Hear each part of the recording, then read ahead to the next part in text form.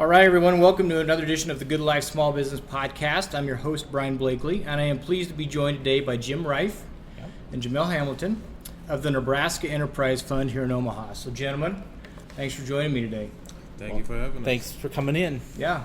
So let's get started. Let's get to know you two a little bit more. What books are you reading or listening to right now?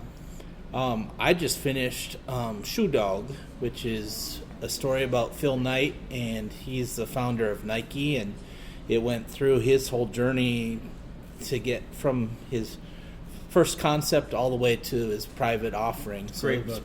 Pretty exciting book. Yeah. Great book. For me, I'm currently in school at Bellevue University with business administration. So just reading through school books. I have a week off this week, and then I can hop right back in for the next semester. Got it. Are they interesting, at least? First semester was business analytics, so it was intro to programming, so learning different codings and learned a little bit about SQL. Okay. So I learned a little bit, so pretty good this semester. You like that, the analytics and all that? At the end, I did not like coding. That was more English as opposed to math, and it just wasn't my cup of tea. Got it. That makes sense. How about podcasts, guys? Do you listen to any podcasts? Not a whole lot. Blake Martin does a great podcast we listen to once in a while, but I'm trying to just keep up on my reading. Yeah. For me, I don't listen to a lot of podcasts. I'm more of a music person. Okay. So I listen to more music than podcasts. Got it. That makes sense. Okay, guys. I am really interested to know more about the Nebraska Enterprise Fund. I've done some research on my own. Jim and I met in Kearney in November. That's right. And a while back, and so just getting an opportunity to sit down with you guys. So I've done a little research on my own, but I really want the listeners to know more about the Nebraska Enterprise Fund and really the basics from someone who's just first hearing about this. What do you guys do? What do you provide to small business owners, and how do you help? Well, I'll start out. Jamel add in. We're what's called a CDFI, Community Development Finance Institution. We are certified by the U.S. Department of Treasury, so Our mission really is to serve underrepresented populations. Our market territory is all of Nebraska, rural, urban, everything. We've got clients all the way from corner to corner, either way, all the ways you go. And then we also serve Southwest Iowa. We went into Southwest Iowa at the end of 2020. Okay. And so we're just starting to develop and grow that market. You met Christine on the way in. Mm-hmm. She really focused on Southwest Iowa, and really we're envisioning a vibrant small business ecosystem where everybody has the opportunity to start their business, grow, and prosper. Jamel, you have anything to add? Yeah, we can kind of break it down into 3 tiers. So the first one is lending, being able to lend to businesses both starting out and existing businesses. Okay. We also do business acquisitions as well. We lend up to $150,000, and I believe we're touching on some of the other services we offer on that lending side as well. Secondly is technical assistance on a one-on-one aspect, being able to go over business plans, projections, anything of those sorts. And then lastly, group trainings. One, most notably, we have this Wednesday, which is a small business clinic. That's from 9:30 to 12:30, being able to have different resources in one space, kind of a one-stop shop kind of day, to be able to learn about those resources and be one-to-one with those as well. And then secondly, with QuickBooks trainings that we offer across the state as well. That's awesome. Yeah, and I'll touch on the lending a little more, Brian. Jamel's right. Our traditional product goes up to $150,000. We do that as a direct loan, so sometimes a client of ours will come in, they can't get the bank funding yet. Mm-hmm. Someday they will, but they're just pre-bank funding. So sometimes we're able to do a direct loan. Oftentimes we're actually working with the bank, and maybe they need a down payment. The bank needs some gap financing, so we can come in a gap position. We have invoice financing products for construction folks. We have a credit building product for people that have maybe a banged up credit history. We can help them devise and develop strategy to rebuild. And then our newest product is called the State Small Business Credit Initiative. Okay. And this money came through Department of Treasury to DED. We are managing the credit portion of this, and with this, we can actually go quite a bit higher, Okay. depending on the product. So it's a product by product situation or a case by case situation. The minimum, we have to have at least one-to-one private match. We'll always take more private match, but so that can go more. But our traditional product is the 150, and this one, our first one with the SSBCI, Jamel just closed Thursday, was 250, correct? Correct. Very Yeah. cool. Who's your guys' target that you're like? What is there a certain kind of business owner? Is it someone that is just willing to learn? Someone that's willing to get advice? I mean, who are you guys looking to have walk in the door or call on the phone? I would say it all starts out with an idea. So anyone with that idea, specifically anyone in an underserved community that doesn't have, the resources, or maybe in some cases it's credit, maybe in some cases it's working capital, maybe it's just not being able to formulate that idea, being able to help them throughout that process, and in the end become bankable with that business. Okay. I would say that's our main focal point. Yeah, and we'll work with anybody, but Jamel's totally on. If you talk SSBCI language, they call it SETI, which is small, socially economically disadvantaged individuals. Okay. That's a pretty wide variety. It includes folks that traditionally have been underrepresented, those that speak languages other than English, Native American, veterans, women, as well as longstanding rural clients or rural residents. So Okay. that it opens our ability to serve a pretty wide range. The reason they focus on all those areas is if you look at the banks and traditional financing, that's not that people haven't, it's been the place where people have been more excluded or had a harder time Sure. getting loans. So, and we're really looking at the small business. So, we're not looking at the ConAgras and the Right. UPs. We're looking for folks that are in small business, starting up or growing their small business. Got it. Ideally, locally owned, community focused. Sure.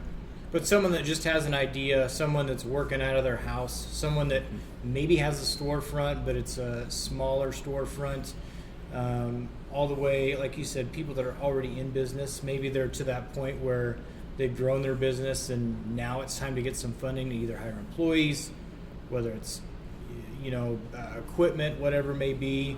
You can kind of fill that gap and help them out no matter what stage. Absolutely. You hit it. You said it better than we did, probably. So, Okay. yeah. Yeah. I think that's good to know. The thing that I'm learning through this podcast is there's a lot of resources out there. I did an interview with the SBA before, but this is really nice because there's a local group that can offer lending, not just lending. We'll go over some of the other services that you guys offer too, but you don't have to go it alone. Like there's help out there to get you going. Absolutely. And we have a lot of partners, as you've already alluded. SBA is one of them. SBA has several partners. Center for Rural Affairs has a women's business center. Grow Nebraska has a women's business center. Mm-hmm. They're both SBA sponsored. We have SBA funds. NBDC, Nebraska Business Development Centers, is able to provide a great resource. So if it's not us, we can oftentimes direct people to the right resource pretty quickly.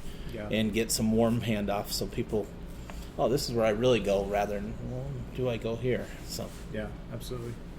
Why is this work so important? I mean, I saw the stats on the website, mm-hmm. and so I kind of know the answer to this, but tell me why this work is so important for you guys. I think on a personal note is like a motivation for me each day. So I'm married with 3 kids. Okay. So first and foremost, just being able for them to be proud of the work that I do. Mm-hmm. And then secondly, with living in this community my entire life, just seeing the different shortcomings and different things that occur each and every day, even still today. Mm-hmm. So being able to make that difference and make that change just one client at a time, I think is just the most rewarding and most fulfilling aspect of it. Okay. And it doesn't always come down to lending, but it's being able to provide knowledge to communities that, most of the times in schools they don't teach that aspect of business and things such as trade schools as opposed to going to college. Yeah. So being able to provide that information, and then also even in some cases being a mentor for some of the younger generation is just truly a blessing to be able to provide that to people. That's awesome. Yeah. For me, it's similar. We actually talked about core values today at our staff meeting, and one of our core values is empowerment. And one of our loan officers talked and actually was working with a client about a year ago, and the client working with Tyron and ebbed and flowed and developed a new business concept and actually went into a slightly different line, but they now have 23 individual accounts and 4 or 5 retail accounts. That's awesome. A year ago they didn't have that, so we see empowerment just in being able to help. It wasn't our idea, but we unlocked maybe 1 key or 2 keys. They're going to be taking a credit to our credit committee in the next few weeks, so they can continue to grow. So it's for me, it's the reward of what Jamel said, but also the empowering. We don't know which business is going to be the next big one. We do know that Nebraska produces big businesses when it does. So which one of these is going to be empowered to become the next Buffett or Ameritrade or whoever else? Absolutely. Well, and I think you guys have a lot of good stats on the website that show just how much small business does for the community. The jobs they provide, but the services they provide to the community. There's just so much. Small business is so important to communities. And so I was just looking through some of those stats that you have on there, and it even just kind of hit home with me just how important small business is for communities. So it's great that you're doing what you're doing. Yeah, and there's, small business, about 98% of our businesses in Nebraska are small or micro, even with 10 or fewer employees. So every one of those that hires 2 more people makes a huge impact and impacts the community. Yeah, absolutely. You've talked about some of the lending programs. Talk about some of the workshops or the other programs that you offer. One that I noticed in particular was, I think it was called the BAIL, but it was bookkeepers, accountants, insurance, and then what's the L? Legal.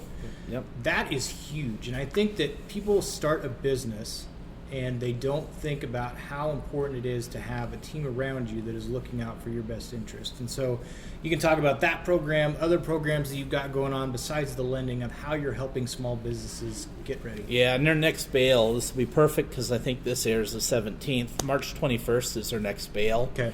And that'll be from 5 till 6:30, both in person here at our office, 2112 North 30th Street, but we'll also do it virtual because that way we can hit our whole coverage area. Okay. We'll have a banker on. We have an accountant lined up. We have an insurance agent and a legal advisor. Mm-hmm. They'll give an opening 2-3 minute spiel, and then we open it up to questions. And what we found with the bail, the reason it's so important, we feel, is clients or participants can actually ask a question. And there's some things that one perspective is good, but sometimes, especially legal and financial, they're not conflicting, but they feel like they're conflicting initially. But when you can hear both sides speak to it at the same time, it brings more clarity. A lot of people underestimate the importance of insurance, or maybe they didn't realize what a bank can do besides just the lending. There might be other products.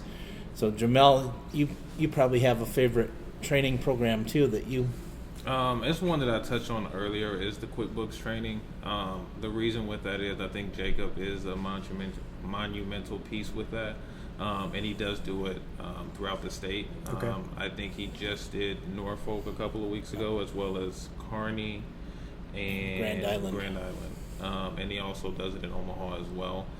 So having that one-day QuickBooks training, but then also him going above and beyond and offering a one-on-one aspect of it, to be able to go through specifics of that, because that helps our job as well, to be able to go through their projections over their financials to see how the business is doing, and then how can they thrive and prosper after that as well. Yeah, it's for someone that's going to need lending. It is so important and vital that they've got the books in order. And I think that that's something that it falls by the wayside, because you're not and there's people that own a small business, run a small business, they don't want to deal with the books. It's they want to deal. They want to grow the business. They want to work in their trade. They need to make money to keep the doors open, and actually how much profit they're making or revenue or whatever kind of falls by the wayside. So I think it's difficult making that shift from employee to owner. Oh yeah. Because like you said, a lot of time, especially in the trades, they understand the day-to-day work. Mm-hmm. When they come to us, they have that idea, they know what they're going to do. It's just, how do I manage that? How do I create that business plan to structure it? Mm-hmm. How do I market the business? Because before, it's just I do the work, I go home and Mm-hmm. repeat. Now there's so many different facets, especially if you hire on people. How do you manage people on that side as well? So yeah. There's a huge difference between being a business owner or being, I don't know how I want to say it, to where you're working in the trade day in and day out, Yeah. to actually take a step back and become an actual business owner. Like, you can own your business, but your business can own you. Mm-hmm. If you're truly a business owner, kind of taking a step back, it's totally different. And it's a mindset shift that is hard to get around. Yeah. Definitely. And the books are where it starts. And one thing we are encouraging our clients more and more too is look at your goals, set your goals, test your goals, and then start to monitor and manage your goals, because we got to you got to have a reasonable goal. You can have an aspirational, but make sure it's reasonable, know how you're going to get there, and then drive towards there. Yeah, absolutely. Can you guys help on the lending side? Can you help for someone who maybe down the road's going to, they have an opportunity with a bank or a financial institution to get a loan, but working with you to kind of build that credit, to build that, the consistency, to show that, hey, this business is making money, there's cash flow there. You guys can be kind of the first step to help them get to that place. Is that right? Yeah. There's a couple ways we do that. One is the credit building product. If somebody has a banged up credit history, or some people don't have a credit history for whatever reason, mm-hmm. we can help them develop strategy to build their credit, so then they'll go from whatever they are today. We've seen people increase 50, 60, 70 points within a matter of months. Wow. It takes a little bit of time. It takes discipline. But then we've had people, Jamel's had people, I've had people call us, hey, what about this client? Because they came to us, and it's the bank asking us if they basically can take over the account. So sure. And again, that might take 3-4 years in sure. some cases, but we've seen it where the bank does call.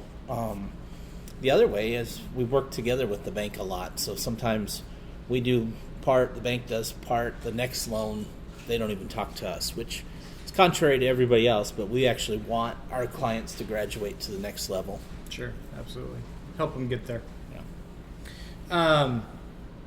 It's awesome. How can people find out more? Where can they go, whether they're needing help with a business plan, if they're needing help with lending, if they just want to know more and maybe sit down with you guys, how can they find out more? Multiple ways. So the first thing in regards to training and development, we do have an events page on our website. Okay. So on that events page that gets updated constantly, it does have upcoming trainings, and I believe it was recently updated up until June. Okay. To be able to have the upcoming trainings, as well as we do have our phone number and website and everything if they want to contact us, or if they can walk in and schedule a time to meet with one of our loan officers as well. Got it. Yeah. And the website's www.nebbiz.org, and that's nebbiz.org. And the head office phone number is 402-685-5500, and then it'll give you access to extensions from there. Awesome. So any of those ways work, and hopefully we meet folks in the community too. We're out and about quite a bit. Yeah. Yeah, we want Very good. to be out there and be present. That's awesome. Well, I think what you guys are doing is awesome. Like I said, there's some things that I wish I would have known when I started my business that I was not aware of. And part of the reason for sitting down with you guys is so that people have a better understanding of what you do and just all of the things you can do to help. So I commend you guys. I think this is great. I hope some people reach out to you. I hope they hear about it and reach out to you guys, and wish you nothing but the best in the future. Well, thanks, Brian. Appreciate you coming by today, and hopefully we'll have a great St. Patrick's Yeah, weekend. absolutely. For Mar- sure. March Madness starts that weekend too, That's so for That's sure. right. we're all excited. Yeah. Thanks, guys. Appreciate it. Hey, Thank thank you. you.